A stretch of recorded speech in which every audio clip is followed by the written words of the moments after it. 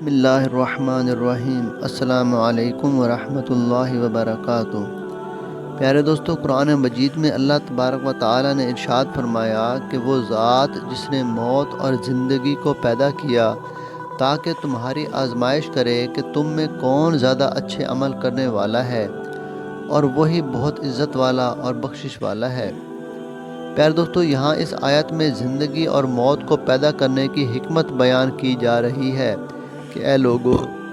اللہ تبارک و تعالیٰ نے تمہاری موت اور زندگی کو اس لیے پیدا کیا تاکہ دنیا کی زندگی میں وہ اپنے احکامات اور ممنوعات کے ذریعے سے تمہاری آزمائش کرے کہ کون زیادہ فرما بردار، مخلص اور شریعت کے بیان کردہ طریقے کے مطابق عمل کرنے والا ہے، اور کون اپنے برے اعمال کے ذریعے سے اللہ تبارک و تعالیٰ کو عاجز نہیں کر سکتا کوئی،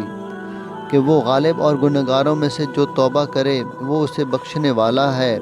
اور حضرت ابو ہریرہ رضی اللہ تعالیٰ عنہ سے روایت ہے کہ رسول اللہ صلی اللہ تعالیٰ علیہ وآلہ وسلم نے ارشاد فرمایا، جب اللہ تبارک و تعالیٰ جنت اور جہنم کو پیدا کر چکے تو حضرت جبرائیل علیہ السلام کو جنت کی طرف بھیجا اور کہا کہ جنت اور اس میں جنتیوں کے لیے جو کچھ ہم نے تیار کر رکھا ہے اسے جا کر دیکھ کر آؤ۔ تو آپ صلی اللہ تعالیٰ علیہ وآلہ وسلم نے ارشاد فرمایا کہ جبرائیل علیہ السلام آئے اور جنت کو اور جنتیوں کے لیے اللہ تبارک و تعالیٰ نے جو کچھ تیار کر رکھا تھا اسے دیکھا، اور پھر آپ صلی اللہ علیہ وآلہ وسلم نے ارشاد فرمایا کہ جبرائیل علیہ السلام اللہ تبارک و تعالیٰ کے پاس واپس گئے اور عرض کیا، تیری عزت کی قسم، جو بھی اس کے بارے میں سن لے گا اس میں ضرور داخل ہونے کی کوشش کرے گا۔ پھر اللہ تبارک و تعالیٰ نے حکم دیا تو جنت ناپسندیدہ ترین چیزوں یعنی مصائب و آلام، سخت عبادت وغیرہ سے گھیر دی گئی، اور اللہ تبارک و تعالیٰ نے جبرائیل علیہ السلام کو کہا کہ اس کی طرف دوبارہ جاؤ اور اس میں جنتیوں کے لیے جو کچھ ہم نے تیار کیا ہے اسے دیکھو۔ آپ صلی اللہ تعالیٰ علیہ وآلہ وسلم نے ارشاد فرمایا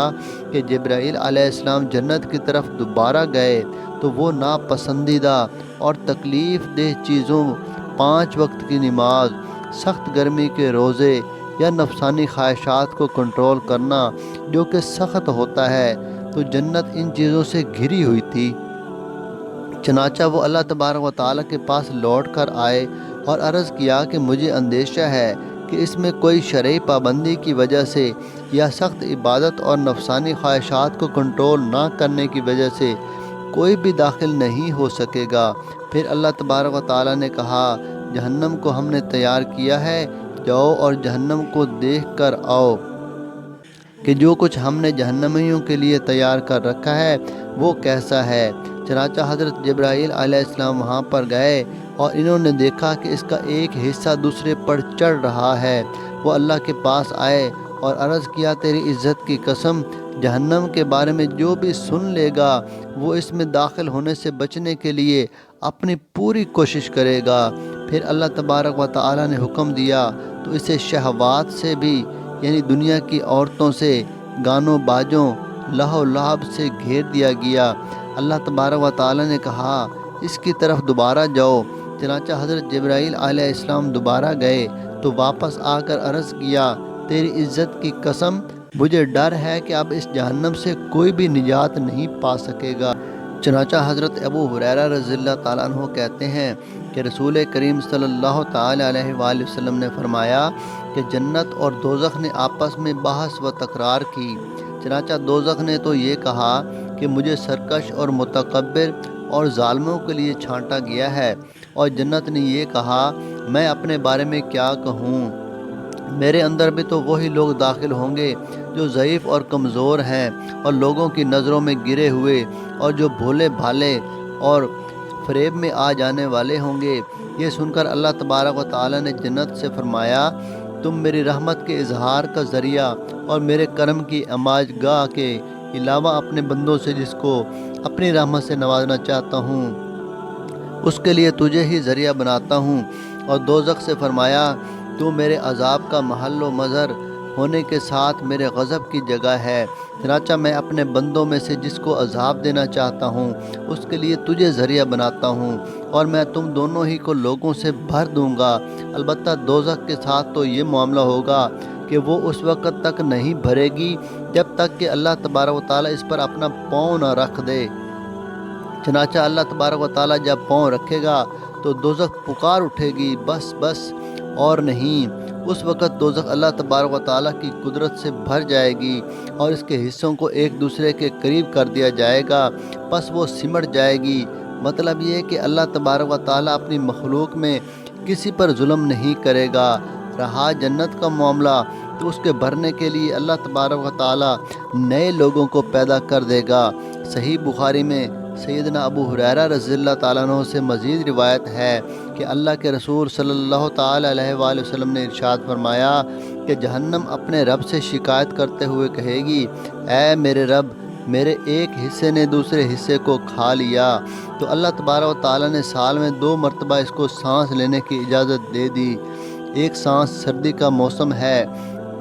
اور دوسرا سانس گرمی کا موسم۔ چنانچہ یہی وجہ ہے جب تم شدید گرمی محسوس کرتے ہو، اور یہی وجہ ہے کہ جس کی وجہ سے تم شدید سردی محسوس کرتے ہو۔ ابن مبارک رحمۃ اللہ تعالی علیہ فرماتے ہیں کہ محمد بن مطرف نے ایک سکہ شخص سے روایت کی کہ ایک انصاری شخص کے دل میں جہنم کا خوف جانگزی ہو گیا۔ جہنم کا ذکر چھڑتا تو آنسوؤں کی لڑی بن جاتی، حتیٰ کہ اسی خوف نے اس کو گھر کے اندر محبوس کر دیا۔ چنانچہ اس شخص کا یہ حال حضور اکرم صلی اللہ تعالی علیہ وآلہ وسلم کی بارگاہ کے اندر پیش کیا گیا تو آپ صلی اللہ تعالی علیہ وآلہ وسلم اس کے گھر تشریف لائے۔